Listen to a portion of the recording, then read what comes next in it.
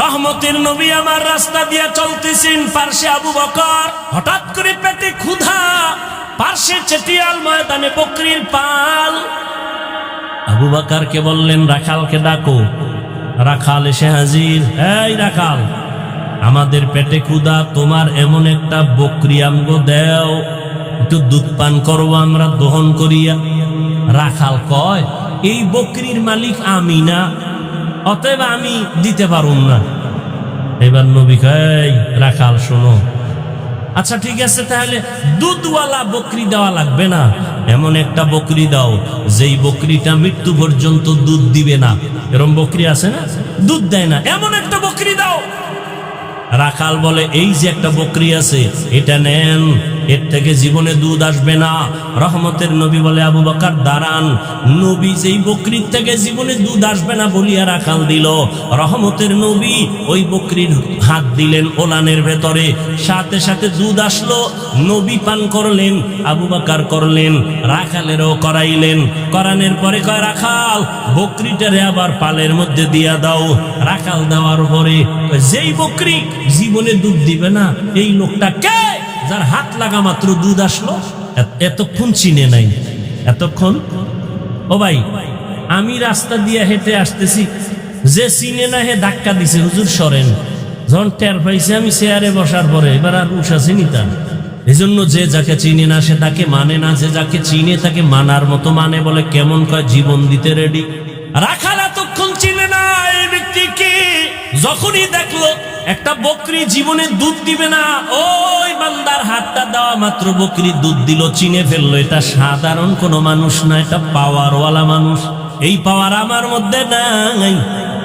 এই পাওয়ারের নাম হলো মুআজিজা। এই পাওয়ারের নাম কি?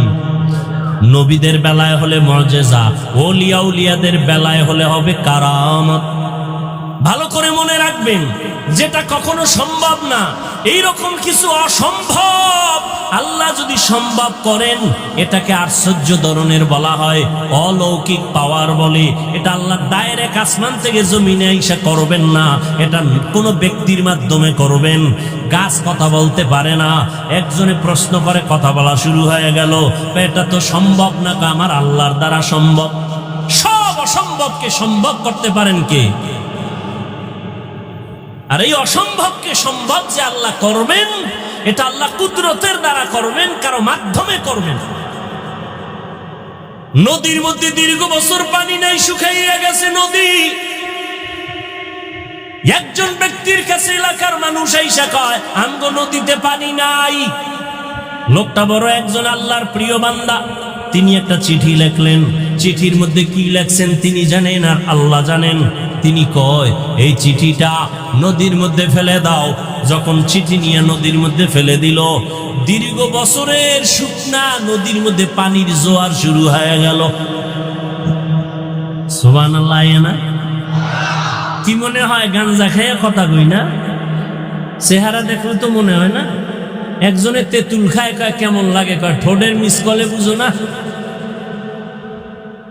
কি মনে হয় আমরা গাঞ্জা খাই, ইয়াবা ট্যাবলেট খাই, বিড়ি টানি?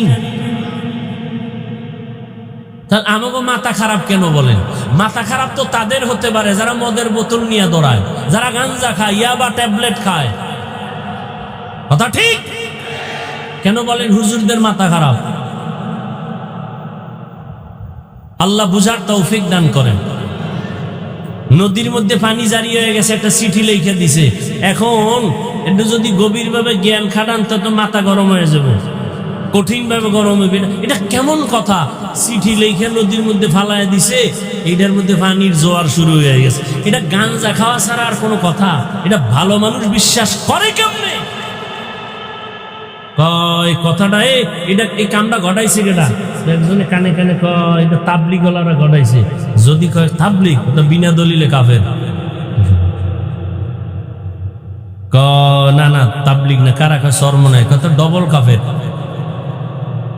কারা ঘটাইছে? কেন সরমনায় না। খুঁজতে খুঁজতে খুঁজতে খুঁজতে হট করে কয় না, এটা যে ঘটাইছে তিনি রসুলের কলিজার সাহাবী হযরত ওমর। এবার ক কাফের। ঘটনাটা কে ঘটাইছে? হযরত ওমর।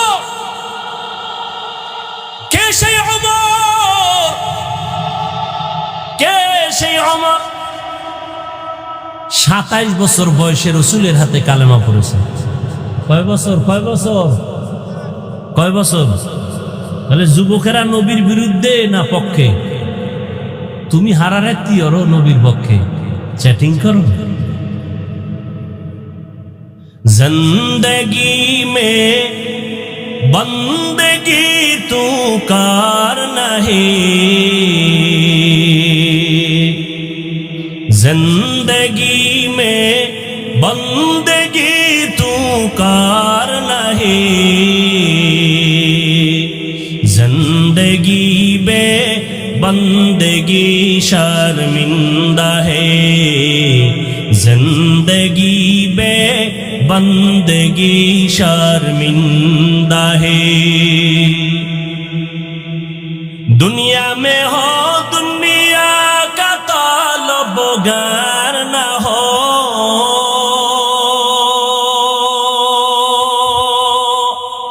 बाजार से गुजर हो खरीदार न हो, दुनिया में हो दुनिया का तालबगार न हो, बाजार से गुजर हो खरीदार न हो। ये दुनिया एक मिसल कागज फूल है, ये दुनिया एक मिसल कागज फूल है, जिंदगी में बंदगी तू कार नहीं, जिंदगी में बंदगी तू कार नहीं,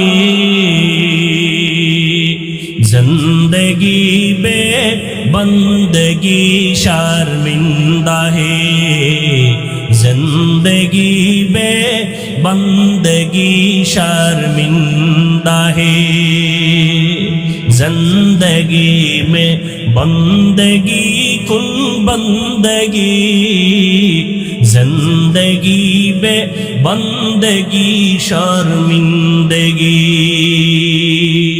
वमा अरसलनाका इल्ला रहमतन लिल आलामीन।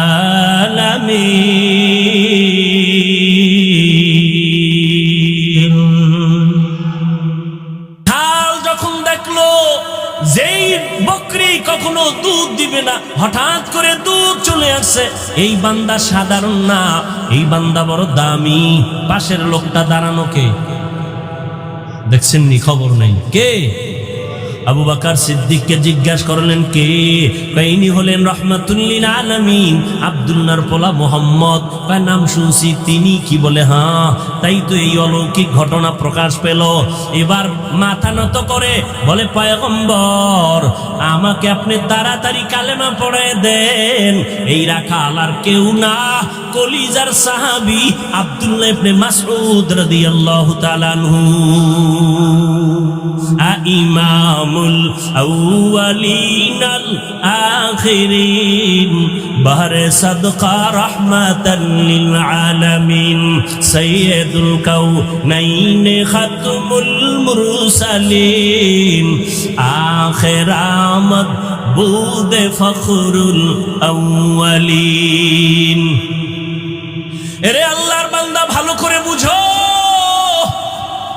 অন্যদিকে তাকাইয়া তামাশা দেখবা না, অন্য কান্দে ওদিকে তাকায় না। তোমার চোখে কেন পানি নাই সেই চিন্তা করো।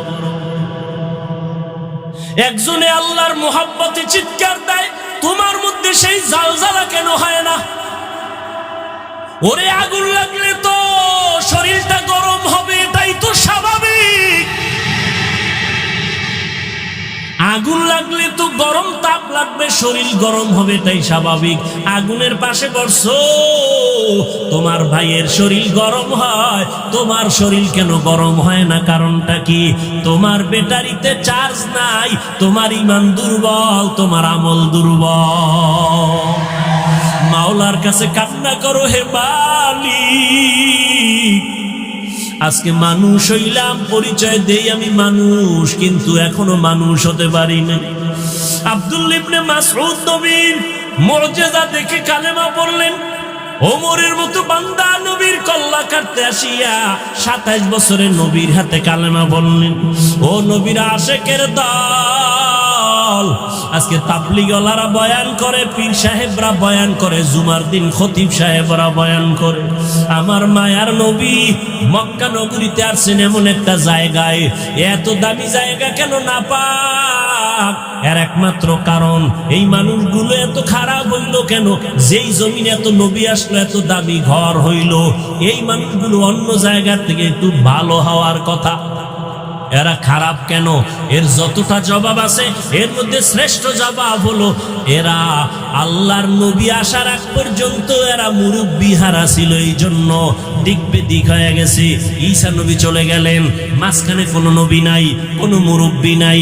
যারাও ছিল নবীর স্থলাভিষিক্ত, এরা দুনিয়ার নবে বইরা ডান বাম হয়ে গেছে। হালালটারে হারাম কয়, হারামটাকে হালাল বলে। রহবান এই সমস্ত ইহুদি আর খ্রিস্টানদের যারা নামদারি আলেম ছিল, এরা টাকা খাইয়া দুনিয়ার লোভে বিধানটাকে ডান বাম করে দিল। মানুষগুলো মূর্তি পূজায় লিপ্ত হয়ে গেল। যেই বাইতুল্লাহ এত দামি ঘর, ওই বাইতুল্লাহর ভেতরে 360টা মূর্তি ভেতরে টানানো। কয়টা? 360টা মূর্তি। এই খেয়াল করো ভালো করে, নবী আইসা নামাজ যখন শুরু করছে, বাইতুল্লাহর পাশে নামাজ পড়ছে, মূর্তি ছিল না? মক্কা বিজয়ের আগে তো মূর্তি নামায় নাই। মূর্তি ভেতরে 360টা মূর্তি। মায়ার নবী আল্লাহর মোহাব্বত নিয়ে নামাজ পড়তেছেন। প্রথম কিবলা বাইতুল মুকাদ্দাসের দিকে ফিরিয়া মদিনায় যাইয়াও আমার নবী ওই 16 মাস দীর্ঘ বছর পর্যন্ত বাইতুল মাকদিসে নামাজ পড়ছেন, কিন্তু নবীর দিলের তামান্না বাইতুল্লাহর দিকে ফিরিয়া নামাজ পড়বেন। মদিনার থেকে দক্ষিণ দিকে হলো বাইতুল্লাহ, ওদিকে ফিরিয়া কখন পড়বেন? নবীর মনে চায় এত বছর নবী বাইতুল্লাহর দিয়ে ফিরতে পারে না, কিন্তু দিল কাঁদে বাইতুল্লাহর দিয়ে ফিরবে। নবী নামাজে দাঁড়াইলেন, রুকুর হালাতে জিব্রাইল আমিন আইসা কয়, নবী এবার আপনি বাইতুল মাকদিস থেকে ফিরিয়া বাইতুল্লাহর দিকে হয়ে যান। জিব্রাইল ঘুরাইয়া দিল। নামাজ 4 রাকাতের মাঝখানে 2 রাকাতে ওই মসজিদকে মসজিদে কিবলাতাইন বলে, মদিনাতুল মুনাওয়ারার পাশে। ও নবীর আশিকের দল, এই মক্কার মানুষ খারাপ হওয়ার প্রধান কারণ এরা মুরব্বি পায় নাই। আল্লাহর কসম একবার, আল্লাহর কসম 2 বার, আল্লাহর কসম 3 বার, ওয়াল্লাহি বিল্লাহি তাল্লাহি, যতদিন পর্যন্ত এই জাতি মুরব্বি মানবে না, ততদিন পর্যন্ত এই জাতির কপালে শান্তি আসবে না। বর্তমান দুনিয়ায় এই উম্মতের মুরব্বি একমাত্র উলামায়ে আহলে হক। এদের বিরুদ্ধে যদি যায়, এদের পতন হবে মরার আগে, সেদিন বেশি দূরে না। আর যদি আলেমদের মানিয়ে চলে, আল্লাহ পাক শান্তির দরওয়াজা খুলে দিবে। মক্কার মানুষ এত খারাপ কেন? এরা মুরব্বি নাই, মুরব্বি মানে না, মুরব্বিদের উল্টাপাল্টা করে ফেলছে। এই জন্য আল্লাহর মুহাব্বত এখান থেকে শিক্ষা নাও। নবী আসলেন, মুরব্বি উম্মত পেয়ে গেল। নবী এখন মুরব্বি হইয়া উম্মতের ডাক্তার, চিকিৎসা করতেছেন। উম্মতের সুন্দর চিকিৎসা করার জন্য প্রধান কারণ হলো, প্রথম কাজ হলো সুন্দর ব্যবহার। নবী এমন সুন্দর ব্যবহার দিয়েছেন, মক্কার মানুষ নবীর আশেক হয়ে গেল। দুশ্মনেরাও যদি গালি দেয়, কিন্তু পেছন থেকে নবীরে মোহাব্বত করে। যেই মুহাম্মদ এত সুন্দর ব্যবহার, 63 বছর হায়াতে আমার নবী একটা মিথ্যা কথা জীবনে বলেন নাই। কেমন একজন নবী পেয়েছো, যেই নবীর জীবনে কোনো মিথ্যা কথা নাই? এমন একজন নেতা পাইবা নিজে মিশা কয় না? আছে? মোবাইলটা ঘরের মধ্যে কানে লাগায়, ঘরে থাইকা ওকে আমি জমি নেই নাই, আছে না নাই? বর্তমান মিথ্যার ফ্যাক্টরি হলো মোবাইল। আল্লাহ মিথ্যা থেকে হেফাজত করেন। এমন মায়ার নবী আমার, জীবনে একটা মিথ্যা কথা বলেন নাই। কেমন নবী আমার, যেই নবী কোনোদিন কাউকে একটা গালি পর্যন্ত দেন নাই। নবীর সামনে দাঁড়াইয়া কত দুশ্মন অকথ্য ভাষায় গালাগালি করে, আমার নবী গালি দিবেন দূরের কথা, কোনো গালির জবাব দেন নাই। ও কুষ্টিয়ার মুসলমান, আল্লাহর মুহাব্বত অন্তরে জমা করে নাও। শিক্ষিত এলাকার মানুষ আপনারা, কুষ্টিয়ার বিশ্ববিদ্যালয় থেকে লেখাপড়া করে কত আলেম বের হইয়া উম্মতের দাওয়াত দেয়, দ্বীনে ইসলামের কাজ করে। ও কুষ্টিয়ার মুসলমান, ভালো করে বুঝো, কেমন নবীর আদর্শ পাইলা, যে নবী একটা মিথ্যা কথা বলেন নাই। তুমি আমি কেন মিথ্যা বলবো ইচ্ছা করিয়া? কেমন নবী আমার আমার, যেই নবী একটা গালি কাউকে দেন নাই, গালির জবাব দেন নাই। আরো আশ্চর্য কথা হলো, মায়ার নবী আমার কারো দিকে চোখ গরম করে কখনো তাকান নাই। নবী চোখ গরম করে তাকান নাই।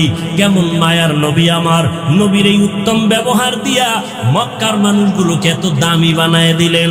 আল্লাহ একবার যায় জিব্রাইলের পাঠায়, কয় আমি লিস্টি দিয়া দিলাম, নবীর লিস্টি দিয়া দাও। লিস্টির মধ্যে যাদের নাম আছে, নবী যেন ঘোষণা দিয়া দেয়, লিস্টির ভিতরে যাদের নাম তারা বিনা হিসাবে জান্নাতি। ও এলাকার মুসলমানেরা, ও যুবকেরা, ও বৃদ্ধ বাবাজি, ও পর্দার আড়ালের মা বোনেরা, সারা রাত যদি নবীর ইতিহাস বয়ান করি শেষ হবে না। নবী দুনিয়াতে আসার আগে নবীর গুণগান বিধর্মীরা পর্যন্ত গাইলো, শেষ করতে পারলো না। নবী আসছে, গুণগান চলছে, শেষ হয় না। নবী চলে গেলেন ১৫০০ বছরের বেশি হলো, এখনো নবীর গুণগান শেষ হয় না। বক্তাও শেষ করতে পারে না, লেখকেরা লেখাও শেষ করতে পারে না। কিয়ামত পর্যন্ত নবীর গুণগান বক্তারা বলবে, লেখক লেখবে, শেষ হবে না। কিয়ামতের দিনও নবীর প্রশংসা চলবে। এরে নবীর উম্মতেরা, ওই নবীর আদর্শ ধারণ করো। আমি কুষ্টিয়ার শিক্ষিত মুসলমানকে জিজ্ঞাসা করব, নবীর রেখে যাওয়া সুন্দর আদর্শ ছাড়া আর কারো কাছে ভালো আদর্শ আসেনি?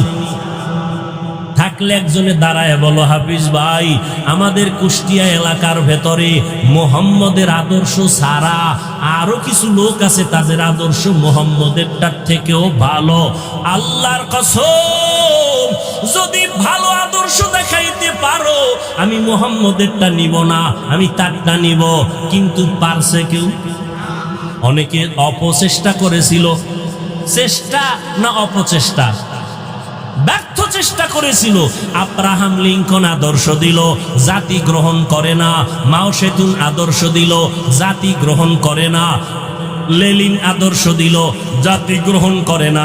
কার্ল মার্কস আদর্শ দিল, জাতি গ্রহণ করে না। বরং আওয়াজ উঠল দুনিয়ায়। কি আওয়াজ? বলে, দুনিয়াতে যত আদর্শ আদর্শ গান শুনলাম, এক কথায় জবাব, দুনিয়ার সব আদর্শগুলো নাপাক, একমাত্র মদিনার নবীর আদর্শই হলো পাক। ও গো নবীর উম্মতেরা, হয়ে আজি দিশাহারা, কোরআন হাদিসের চলো যখন যাহা চায় মনে, নবী বিনে কে দাঁড়াবে পুলসিরাত মিজানে, নবী বিনে কে দাঁড়াবে পুলসিরাত মিজানে। ও আল্লাহর বান্দারা, তাহলে নবীর আদর্শ থেকে দামিয়ার আদর্শ কারো কাছে? সবাই একমত? দ্বিতীয় প্রশ্ন, নবীজির আদর্শ যে রেখে গেলেন, মানবে কারা? হিন্দু, ইহুদি, খ্রিস্টান? সবাই একটু জিহ্বা নাড়ায়, আল্লাহ সাক্ষী, ফেরেশতারা লিখবে। বলো, নবীর আদর্শ মানবে কারা? কোন দেশের মুসলমান? সারা দুনিয়ার? শুধু কুষ্টিয়ার মুসলমান বাদ? হ্যাঁ, তাহলে নবীর আদর্শ হিন্দু মানবে না, বৌদ্ধরা মানবে না, ইহুদিরা মানবে না, খ্রিস্টানেরা মানবে না, তুমি মুসলমান মানবা। কিন্তু কই নবীর আদর্শে দাড়ি লম্বা হয় না কেন? নবীর আদর্শে টুপি মাথায় উঠে না কেন? নবীর আদর্শ মতো 5 বেলার নামাজ পড়ো না কেন?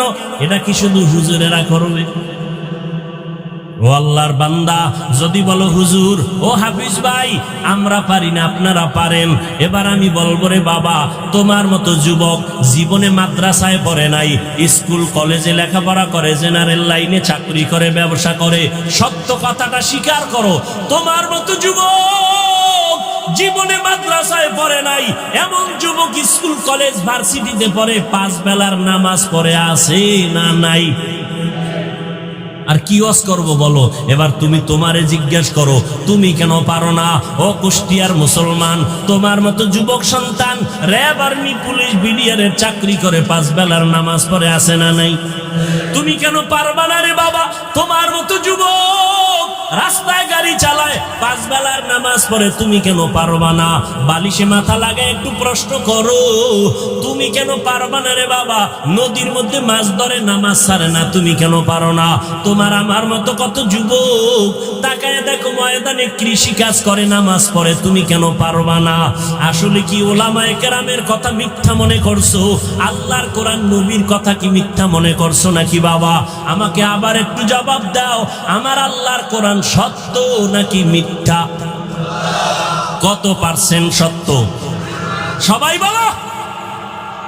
এবার আমাকে বলো, আল্লাহর ওই কোরআনে জান্নাতের বয়ান আসেনি? সত্য।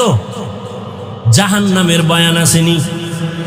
এবার বলো বাবা, ওই আল্লাহর কোরআনে জান্নাত জাহান্নামের বয়ান আছে, শুধু এতটুকু না, কারা জান্নাতে যাবে কারা জাহান্নামে যাবে আল্লাহ তাও বয়ান করেছেন। ইন্নাল আবরারা লাফি নাঈম ওয়া ইন্নাল ফুজ্জারা লাফি জাহিম। নেক আমল যারা করবে তারা জান্নাতের পথিক, যারা গুনাহ করবে তারা জাহান্নামের পথিক। ও আল্লাহর বান্দারা, জাহান্নামটা কেমন ভয়ঙ্কর, জান্নাতটা কেমন আরামের ঘর আমার আল্লাহ তাও বয়ান করেছেন। জান্নাতিন তাজরি মিন তাহতিহাল আনহার, এমন একটা জান্নাত আল্লাহ জান্নাত নেক আমলওয়ালাকে দিবেন, যেই জান্নাতে ঢুকলে কোনোদিন যুবকরা বুড়া হবে না, কালো থাকবে না, যেই জান্নাতে কোনো বাথরুম নাই, যেই জান্নাতে কোনো রোদের গরম, অসহ্যকর গরম নাই, যেখানে কোনো বিদ্যুতের লোডশেডিং নাই, ওই জান্নাত এমন আরামের জায়গা যেখানে শান্তি আর শান্তি আর শান্তি। আবারও জবাব দাও, এই জান্নাত পাবে কারা? গুনাহগার না নেক আমলওয়ালা? তোমার আমল কোথায় রে বাবা? আর যারা গুনাহ নিয়ে কবরে যাবে তাদের জন্য জাহান্নাম আল্লাহ বানায় রাখছেন। কেমন জাহান্নাম? আল্লাহ তাআলা কোরআনে বয়ান করেছেন, আল্লাতী তাত্তালিউ আলাল আফইদা, দুনিয়ার আগুন থেকে 70 গুণ জাহান্নামের আগুনের গরম হবে বেশি। ওই জাহান্নামটা গুনাহগারের জন্য, ওই জাহান্নামে তো ভয়ঙ্কর। দুনিয়ার আগুন হাতে লাগলে হাত জ্বলে, পা জ্বলে না, পায়ে লাগলে পা জ্বলে, হাত জ্বলে না। আল্লাহ বলেন জাহান্নামের আগুনে তো মারাত্মক ভয়ঙ্কর আগুন, শরীরের যে কোনো জায়গায় লাগা মাত্র কলিজা পর্যন্ত ভুনা হয়ে যাবে। ও যুবক, আজকে আমিও তো তোমার মতো একটা যুবক।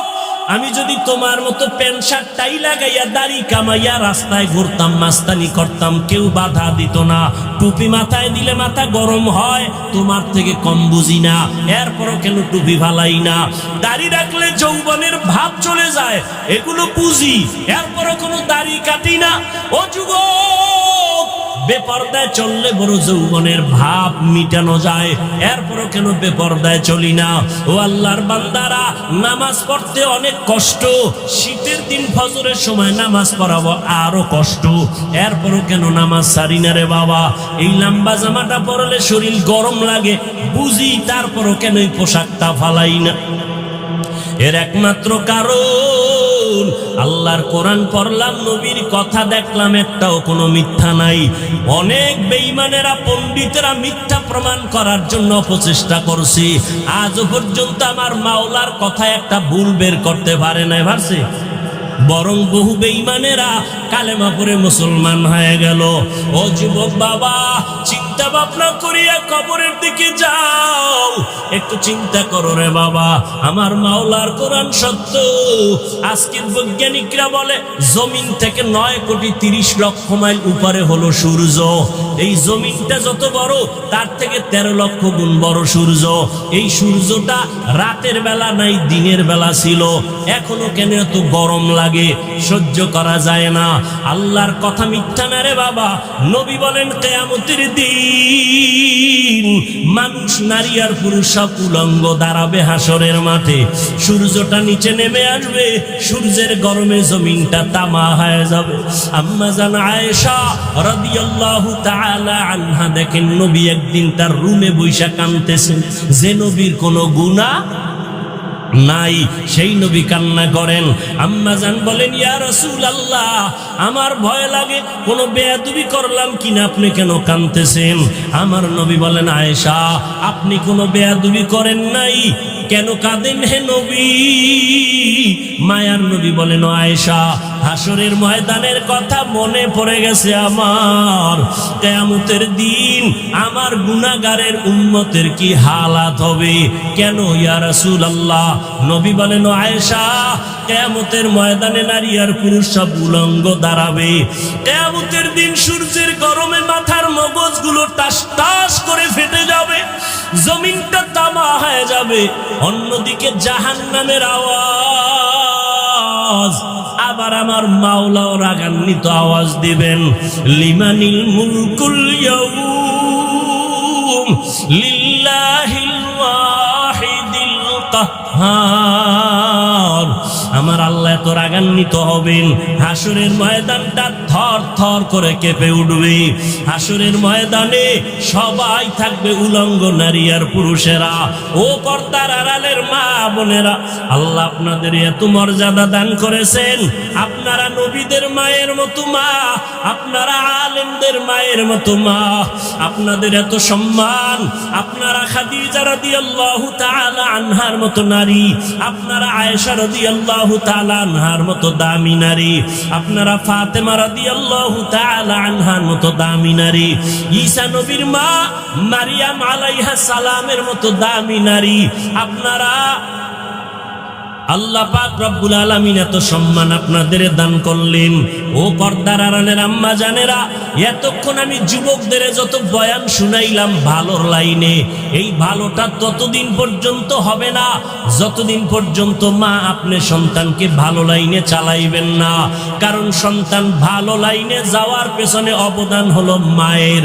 কারণ সন্তান মাকে বেশি ফলো করিয়া চলে। এই জন্যই নবীও বলেছেন, এ দুনিয়ায় সবথেকে নারী নেককারিনী যারা আদর্শবান নারী বড় দামি সম্পদ। এরে আম্মা জান, আপনার সন্তানটাকে আপনি ডাক্তার বানাবেন, বাধা নাই। ইঞ্জিনিয়ার বানাবেন, বাধা নাই। প্রফেসর বানাবেন, বাধা নাই। ও যুবক, তুমি স্কুলে পড়ো, কলেজে পড়ো, ভার্সিটিতে পড়ো, বাধা নাই। আমি এতক্ষণ তোমাদের এত চিল্লাইয়া বয়ান শুনাইলাম, একবারও আমি বলি নাই তোমরা হুজুর হইয়া মাদ্রাসায় যাও। না বাবা, তুমি চাকরি করো, বাধা নাই। ব্যবসা করো, বাধা নাই। তুমি স্কুলে পড়ো, বাধা নাই। তুমি চাকরি করো, তুমি ভার্সিটিতে বড়, কোনো বাধা নাই। তবে নবীর আদর্শ মানিয়া অন্ধকার কবরের দিকে রওনা হও। ডাক্তারও যদি হও, মা বাবার দোয়া নিয়ে চলিও, 5 বেলার নামাজ পড়িও, কপাল খুলে যাবে। ইঞ্জিনিয়ার যদি হও, ভালো আদর্শ নিয়ে মানুষের সাথে আচরণ ভালো করিও, কোরআন তেলাওয়াত করো, 5 ওয়াক্ত নামাজ পড়িও, জীবনের চাকা ঘুরে যাবে। ও আল্লাহর বান্দারা, আম্মা জান আয়েশা বলেন, ও নবী, কিয়ামতের ময়দানে ভয়ঙ্কর হালাত কেমন হবে? নবী চোখের পানি ছেড়ে কাঁদেন আর কয়, আয়েশা, নবীরা যাদের কোনো গুনাহ নাই সেই নবীরা পর্যন্ত কান্নায় বিভোর হয়ে যাবে। আদম নবী কান্না করবেন নিজেকে বাঁচাবার জন্য, মূসা নবী কান্না করবেন নিজেকে পরিত্রাণের জন্য, ইব্রাহিম নবী কান্না করবেন নিজেকে বাঁচাবার জন্য, মুক্তির জন্য, ঈসা নবী কান্না করবেন নিজেকে মুক্তি করার জন্য, উম্মতেরা যাবে সুপারিশের জন্য, আদম নবী তাড়ায় দিবেন, মূসা নবী তাড়ায় দিবেন। উম্মতের সুপারিশ করতে গিয়া ইব্রাহিম নবী বলবেন আমি পারবো না, নূহ আলাইহিস সালাম বলবেন আমি পারবো না। নবী বলেন ও আয়েশা জানো ওই কঠিন সময় উম্মতেরা এক একজন নবীর কাছে যাইয়া যখন দেখবে সুপারিশের কেউ নাই, উম্মতেরা পাগলের মতো করবে, সর্বশেষ ওরা আমি মুহাম্মদের কাছে দৌড়ানোর চেষ্টা করবে, আমাকে তালাশ করবে। আম্মা জান বলেন নবী আপনাকে হাসরের ময়দানে উম্মতেরা কোথায় পাবে? নবী বলেন ও আয়েশা আমি আমার মাওলার কুদরতের সামনে মাকামে মাহমুদে সেজদায় পড়ে কান্না করব। অন্য নবীরা নিজেকে বাঁচাবার কান্নায় বিভোর, আর আমি মুহাম্মদ একবারও আমার জন্য আমি কান্না করব না। আমি কান্না করে শুধু বারবার বলবো আল্লাহ আমার উম্মতের বাঁচাও, আমার উম্মতের বাঁচাও, আমার একটা উম্মত যেন জাহান্নামে না যায়। আমার আল্লাহ তখন বলবে নবী আপনি কাঁদবেন না, আপনার উম্মত গুলো ধরে ধরে বাছাই করে জান্নাতের ময়দানের দিকে নিয়ে যান। ও আয়েশা আমি তখন খুশি মনে আমার উম্মত গুলো ধরে ধরে জান্নাতের ময়দানের দিকে নেওয়া শুরু করব। আম্মা জান আয়েশা বলেন ইয়া রাসূলুল্লাহ কোটি কোটি কোটি মানুষের ভেতরে আপনার উম্মত গুলো চিনবেন কি করে? নবী বলেন ও আয়েশা যেই উম্মত দুনিয়াতে আমি মুহাম্মদের মোহাব্বতে ভরিয়া ওযু বানাইয়া 5 বেলার নামাজ যথাযথভাবে আদায় করবে, কিয়ামতের ময়দানে ওই ওযুর জায়গাগুলো নূরের আলোতে চমকাইতে থাকবে। আমি নবী দেখে দেখে উম্মতকে জান্নাতের দিকে নিয়ে যাব। ও কুষ্টিয়ার মুসলমান বাবারা, ও যুবক বৃদ্ধ বাবাজি, পর্দার আড়ালের মা বোনেরা, কিয়ামতের ময়দানে আল্লাহ না করুন যদি আল্লাহর নবীর সুপারিশের কাতারে দাঁড়াইতে না পারি, বেনামাজি হইয়া যদি দাঁড়াই, বেপরদার অবস্থা নিয়ে যদি দাঁড়াই, তওবা না করে গুনাহ নিয়ে যদি যাই, নবী তখন বলবে না তুমি আমার উম্মত না, আমি তোমার নবী না। আল্লাহ পাক বলবেন ও ফেরেশতা এই গুনাহগার বেনামাজি না ফরমানের জাহান্নামের হ্যান্ডকাপ লাগায় দাও। ও আল্লাহর বান্দারা সূর্যের গরম সইতে পারি না, গুনাহ নিয়ে কবরে গেলে হাসরের ময়দানে কেমনে জাহান্নামের আগুন সহ্য করব? একটু নিজের চিন্তা করো। আজকে তোমার ডানে বামে আমার ডানে বামে ভক্তবৃন্দের অভাব নাই, টাকা পয়সা বাড়ি গাড়ির অভাব নাই, মরিয়া গেলে সাদা কাফন ছাড়া কেউ নাই, অন্ধকার কবরে কেউ আমার আপন হইয়া যাবে না। অতএব এখনো সময় আছে, তওবা করে নাও। জগৎ সমূহের জন্য নবী রহমত, রুহের জগতের জন্য নবী রহমত, মায়ের গর্ভের জগতের জন্য নবী রহমত, দুনিয়ার জগতের জন্য নবী রহমত, কবর জগতের জন্য নবী রহমত, হাসরের ময়দানে আমার নবী রহমত, জান্নাতের জগতে আমার নবী রহমত, জাহান্নামের ভেতরেও আমার নবী রহমত। একজনে প্রশ্ন করবে মনে মনে, সামনে তো আর আসবে না, পেছনে পেছনে বলবে নবী জান্নাতের জন্য রহমত বুঝলাম, জাহান্নামের জন্য রহমত, এটা আবার কোন কথা? এজন্যই তো ভাইজান দূরে থেকে সব কথা আজ করা যায় না। কুষ্টিয়ার বাজারে আসছো, পেছন দিক থেকে একজনকে দেখা খাও চাচা মিয়া দাঁড়াও, মনে করছো তোমার বাড়ির চাচা। চাচায় যখন উল্টা দিকে চেহারাটা ঘুরাই দিয়ে খায়, ও আপনাকে বলি নেই।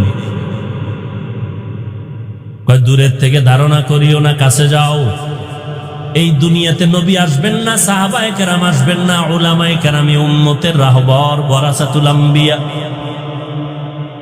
উলামায়ে কেরাম আল্লাহকে ভয় করবেন, ভয় করার মানে গুনাহ থেকে নিজেকে বাঁচায় রাখবেন। সাধারণ মানুষ শয়তানের ধোকায় পড়ে বাম হাতে পানি পান করবে, কিন্তু কোনো আলেম বাম হাতে পানি পান করবে না। সাধারণ মানুষ শয়তানের ধোকায় পড়ে টুপি ছাড়া চলবে, দাড়ি কাটবে, কিন্তু যারা আলেম তারা কখনো টুপি ছাড়া চলবে না। के दारद खौफे हक दर दिल मदम जन्नतुल मअवा देहद उरा मकाम जुज़्बा हक ची जे मखाज इंसुजा फजले उआ मस्ते दर जुमला जहा। जगत समूहेर जन्य आपनार आमार नबी, रहमतेर नबी आमार नबी, रूहेर जगतेर जन्य किभाবে रहमत। ভিন্ন আলোচনা। মায়ের গর্ভের জগতের জন্য নবী কেমন রহমত, ভিন্ন আলোচনা। দুনিয়ার জগতের জন্য নবী কেমন রহমত, ভিন্ন আলোচনা। হাসরের ময়দানের জন্য নবী কেমন রহমত, ভিন্ন আলোচনা। জান্নাতের জগতে নবী কেমন রহমত, ভিন্ন আলোচনা। জাহান্নামের জগতের জন্য নবী রহমত কেমন, ভিন্ন আলোচনা। আপনাদের ধৈর্য হবে না, সময়ও কুলাবে না। এজন্য আমি শুধুমাত্র রূহের জগৎ নিয়ে কথা বলবো না, শুধু দুনিয়ার জগৎটা নিয়ে কিছু কথা বলে বিদায় নিব। আল্লাহ যদি তৌফিক দেন, বয়ান বক্তা সাহেব যত বড় যোগ্যতা সম্পূর্ণ বড় বক্তা হোক না কেন, অনেক এলেম আছে, অনেক ডিগ্রি আছে, কিন্তু বয়ান ভালো হওয়া, বয়ান ভালো না হওয়া এটা বক্তার কোনো বাহাদুরি না, এটা শ্রোতাদের মহব্বত আর দিলের আকর্ষণ। এই পয়েন্টটাও লিখে রাখেন আজীবন। কিছু মার্কা মারা পয়েন্ট বলবো, এটি লিখে রাখবেন। বক্তার বয়ান ভালো হইছে না খারাপ হইছে, এগুলো সব নির্ভর করে শ্রোতাদের মহব্বত আর কলবের আকর্ষণের উপর। আপনাদের অন্তরের হালাত যেমন, বয়ান হবে তেমন। যদি আল্লাহর মহব্বত নিয়ে বয়ান করি আর আল্লাহর মহব্বত